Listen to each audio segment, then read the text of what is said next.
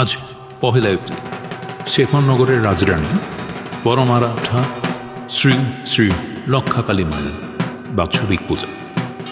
আসুন আমরা সবাই মিলে মায়ের কাছে প্রার্থনা করি যেন আমাদের দেশ ও বিশ্বজুড়ে হিংসা, হানাহানি, সংঘাত বন্ধ হয়ে সুখ, শান্তি ও সমৃদ্ধি বিরাজ করে।